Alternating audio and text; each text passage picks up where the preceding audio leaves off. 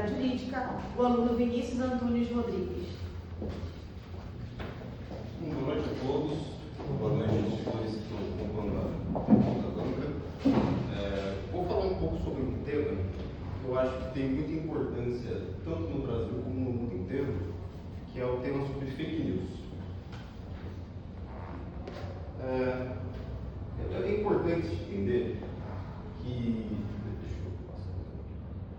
o objetivo do trabalho é importante nós entendermos o conceito, né, de liberdade de expressão, investigar como fake news pode atrapalhar, né, a liberdade de expressão do ordenamento jurídico brasileiro, e vamos estudar mais profundamente esse tema. A metodologia usada no meu trabalho foi pesquisa bibliográfica, documental, análise de livros, artigos acadêmicos, legislação, enfim, com um trabalho com referencial bibliográfico bem extenso. Bom, vamos então primeiro entender o que é a liberdade de expressão, né? A liberdade de expressão ela é um direito fundamental para toda a democracia, para todos os países, para todas as pessoas, e que através da liberdade de expressão as pessoas hoje em dia, né, através da internet, elas conseguem falar mais a respeito de suas opiniões políticas, podem falar a respeito de outras opiniões, podem discordar à vontade de qualquer motivo. E eu acho importante, por meu trabalho, colocar um contexto histórico e filosófico em relação à liberdade de expressão. Então, eu achei bem interessante citar o Iluminismo, né? O Iluminismo foi um movimento francês, né? E foi composto por diversos filósofos que, embora eles concordassem na ideia de liberdade e de questionamento de autoridade, alguns deles discordavam a respeito de várias coisas dentro de suas próprias ideias. Então, por exemplo, dentro do Iluminismo tínhamos Rousseau, por exemplo, que acreditava que a liberdade de expressão é muito importante no sentido de você poder se manifestar, mas fazer essa manifestação sobre um bem coletivo, né? Não poder simplesmente falar dele só o que você acha, tem que ter um bem coletivo. O John Locke ele era uma pessoa mais libertária, né? Ele acreditava que independente do que você falar, você não precisa agradar coletivamente todo mundo, né? Você pode falar o que você bem entender na telha. Ele era um cara mais liberal mesmo, né? Temos Voltaire também, que ele falava em seu livro que posso discordar do que você fala, mas vou lutar até o final com o que você disser, né? E é muito importante que o iluminismo ele teve, até hoje em dia, no ordenamento jurídico brasileiro, na Constituição de 88, ele possui bastante influência, né? Enfim, tem todo esse contexto histórico sobre liberdade de expressão. Em relação a fake news, ela é um problema que está em ascensão, né? Não só no Brasil, no mundo inteiro. A fake news, ela não é uma coisa recente, ela é uma coisa que historicamente sempre esteve na sociedade. O termo começou a se popularizar através das eleições de 2016, que a gente teve a eleição do Trump, e através da saída do Reino Unido da União Europeia, que foi a Brexit. Que através dessa saída da Inglaterra da União Europeia, muitas pessoas começaram a criar fake news falando que ia ter uma onda de imigração para o Reino Unido, e enfim, aí esse termo começou a se popularizar mais. Mas é um termo antigo já, desde a Segunda Guerra Mundial tinha pessoas, por exemplo, vou dar um exemplo, o Partido Nazista, por exemplo, ele usava muito fake news em relação a reforçar, por exemplo, eugenia, né? Enfim, é um termo que sempre existiu na história da humanidade, mas que agora está em ascensão, principalmente com Big Techs, né? Porque as Big Techs, através de algoritmos e através dos algoritmos deles, eles conseguem disseminar fake news de uma maneira muito mais ampla na nossa sociedade. Por exemplo, existem diversos algoritmos dentro das Big Techs que fomentam, né, e até aumentam mais conteúdos conspiracionistas, conteúdos negacionistas científicos, e isso teve uma grande repercussão também na própria pandemia, em 2019, com o coronavírus, que a gente teve, né, o Covid, e teve diversos grupos, através do Telegram, através do YouTube, através do Twitter, que diziam que a pandemia era falsa, que não existia pandemia, e, enfim, em 2019 foi onde fomentou muito esses discursos, né? Enfim, o ordenamento jurídico enfrenta isso, né? O ordenamento jurídico, a gente pode encarar esse problema de 3 aspectos. A gente pode encarar isso da maneira penal, administrativa e civil. Através do... Deixa eu pegar aqui rapidinho.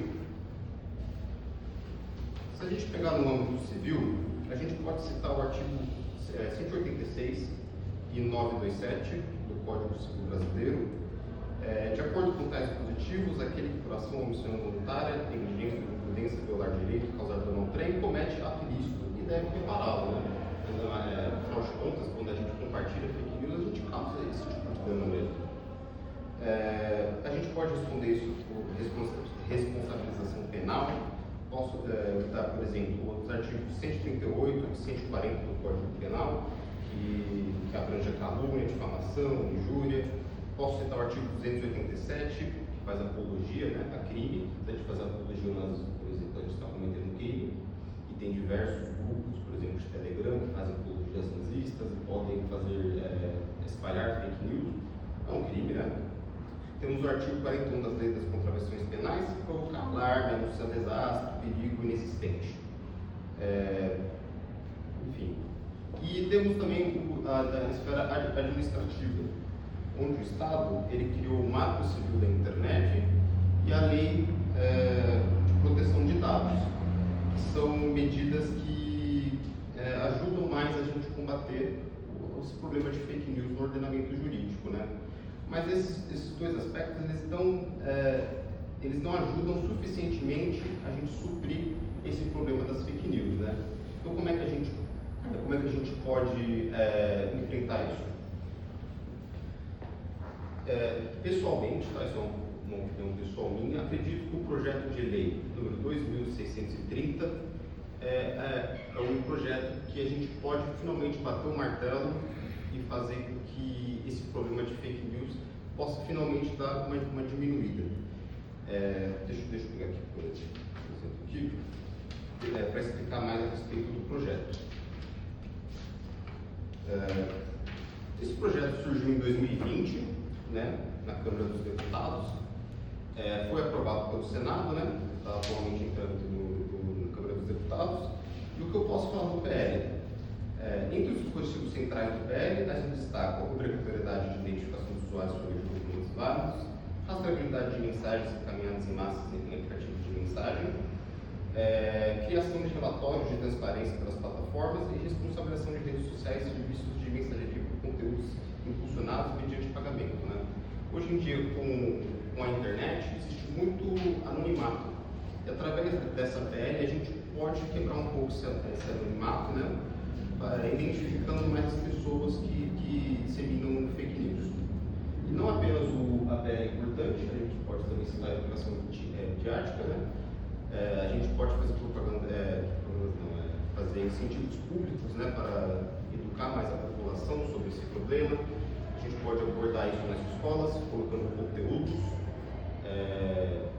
abordando mais problemas, para a gente educar mais os nossos jovens em relação a esse conteúdo e também educar pessoas mais velhas que às vezes não têm tanta experiência em mexer em rede social, né, a poder identificar fake news, etc. Bom, esse projeto é um projeto bem polêmico, né? Teve diversas discussões, muitas pessoas discordaram desse projeto, né? Pessoalmente, acredito que seja a melhor maneira da gente enfrentar esse problema, mas teve muito papo de censura também, que esse projeto podia censurar outras pessoas de poder exercer sua liberdade de expressão. Mas se a gente analisar o projeto desse projeto de lei, a gente vê que não existe censura. No momento que a gente quer responsabilizar as pessoas que estão disseminando fake news, não existe uma censura, né? Quem deve não teve, né? Então, no momento que você não compartilha fake news ou algum aspecto assim, não tem por que temer esse projeto falar que é acusado, né, de censura, etc. E a gente pode, né, finalmente, com esse projeto, a gente pode mostrar que a internet não é uma terra sem lei. Essas são as referências que eu usei no meu trabalho. Jurisprudência, a parte do Rousseau. E agradecer a professora Carla pela orientação, agradecer as demais pessoas aqui presentes. Eu sei que eu estou um pouco nervosa, mas enfim, agradecer minha família por estar aqui, me apoiando, e com isso eu encerro minha fala. Muito obrigado.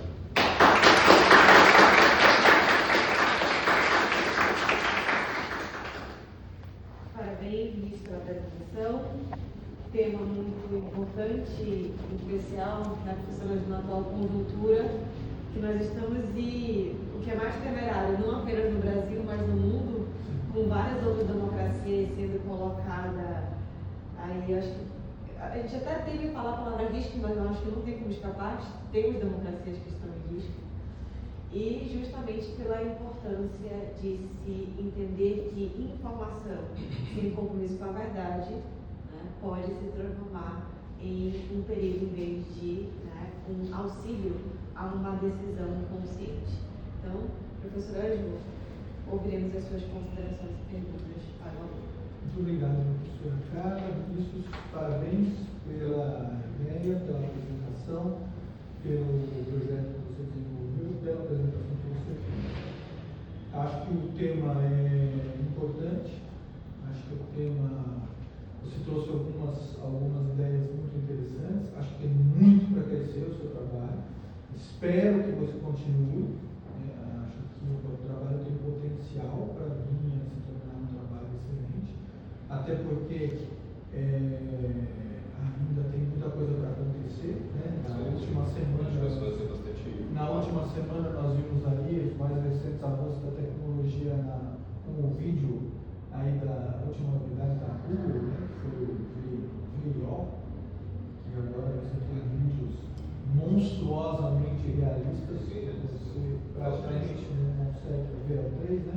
Você não consegue diferenciar se aquilo é real ou não, e a tendência é que isso se torne cada vez pior, entre aspas, pior, né? Melhor tecnologicamente, porém pior nos controles do que vem acontecendo. E isso nos gera um problema que é interessante, mas de uma certa forma é um problema que nós vimos repetido em vários dos trabalhos aqui hoje, né? Mais uma vez nós temos um embate entre o individual e o coletivo, né? Mais uma vez nós temos aqui uma questão que se coloca entre o individual e o coletivo. Se você pensar do ponto de vista do indivíduo, a grande preocupação do eu quero ter o direito à manifestação do pensamento livre, que é uma garantia constitucional. E de outro lado, a coletividade não pode estar exposta a qualquer tipo de manifestação que gere consequências e que acabe fazendo com que notícias falsas sejam disseminadas em massa nessa sociedade. Então a gente acaba tendo aí, de uma certa forma, mais uma vez um embate entre o individual e o coletivo. E a impressão que eu tenho, e aí eu quero que você comente, tá? Você não vai ser uma pergunta direta, mas eu vou pensar alto e vou pedir que você comente. A impressão que eu tenho é que existe um equívoco na maneira como se vem discutindo essa questão. Há uma ideia meio que disseminada de que o problema é o indivíduo, de que o grande problema é eu quero manifestar a minha opinião e estarei sendo censurado no meu direito de manifestar a opinião. Enquanto me parece que o problema maior, na verdade, talvez seja o meio e não o indivíduo. havendo um movimento no sentido de trazer essa discussão para um problema de indivíduos manifestarem a opinião e não tanto, ou não tanto como deveria, no sentido de quais são os meios nos quais se divulga essa opinião. Esses sim que são empresas privadas que lucram muito com a disseminação dessa opinião, inclusive com as notícias falsas. Então eu queria que você falasse um pouco sobre essa dicotomia e se de fato essa minha percepção você acha que é razoável, se o caminho é esse, se a gente tem um desvio no que devia ser o foco da discussão principal. Então, doutor, eu não sei se eu me fiz claro. Sim, isso. Eu acho que assim, agora com as Big Techs, que elas têm esses algoritmos que fomentam essas fake news, que fomentam a disseminação de notícias falsas, não só notícias falsas, mas como discurso de ódio também. Agora, por exemplo, eu esqueci de mencionar no meu trabalho, eu mencionei bastante o Twitter, né? No Twitter a gente tem bastante disseminação de ódio, de racismo, homofobia, né? E eu vejo que muitas vezes o indivíduo quer se expressar dessa maneira, mas quando chega o ordenamento jurídico e tenta enfrentar esse problema, o indivíduo ele fala que isso é uma censura, né? Então, é isso. E aí você entende que o caminho mais eficiente para isso seria qual? O projeto de lei que eu mencionei. Que vai cair na ideia de que responsabilizar as empresas é o caminho. Eu acredito que esse seja o caminho. Com as empresas, elas temendo, né, o ordenamento de responsabilizá-las com essa disseminação de conteúdo falso e de ódio, elas podem pensar duas vezes, né, antes de fomentar esse tipo de coisa. Eu acredito que o projeto ele é de fato o caminho para a gente conseguir enfrentar isso. Como eu disse, a gente tem o marco civil da internet, a gente tem a lei de proteção de dados, mas eles não são o suficientes para a gente enfrentar esse tipo de problema. Eu acredito que o projeto de lei seja o caminho mais eficiente mesmo. Eu acho engraçado como parece que existe um receio de dar ao Estado o papel que deveria ser o do Estado. Chega a ser absurdo, né? Que é o de estabelecer limites. O Estado tem como função de estabelecer limites. Qual é o limite da atuação de um indivíduo? Qual é o limite da atuação de uma empresa, principalmente? Qual é o limite que o lucro pode ter a partir da disseminação do discurso de ódio? O exemplo que você citou é excelente, porque me corrija se eu estiver errado, você que estudou sobre o tema de maneira mais direta, o Twitter, ex-Twitter, né, que agora chama mais X. Mas para mim, sou velho, então Mas o Twitter era melhor. o Twitter, ele ganha muito dinheiro em cima da disseminação de discurso de ódio. É um equívoco isso? Não é equívoco. Eu coloquei no trabalho, tem diversos estudos que apontam que o Elon Musk lucra bastante com isso. Então me parece razoável imaginar que é um problema impedir a atuação dessa empresa. Não, inclusive eu mencionei, né, que no trabalho que o Twitter ele foi, né, eu acho que todo mundo aqui sabe que o Twitter foi banido do Brasil, né, mas daí o Elon Musk ele atendeu, né, todas as medidas do Alexandre de Moraes, né, voltou a operar no Brasil, mas mesmo assim a gente ainda, esse problema ainda persiste. Porque esse é o modelo de negócio. Esse é o modelo de negócio, que eu comentei bastante aqui no trabalho, né, que é o algoritmo, né. O algoritmo ele fomenta esse tipo de coisa mesmo. O modelo de negócio, especialmente dentro do Twitter, é quanto mais problema eu criar, mais dinheiro eu ganho. Exatamente, é isso mesmo. Ok, tá bom, muito obrigado, gente. Parabéns. Obrigado.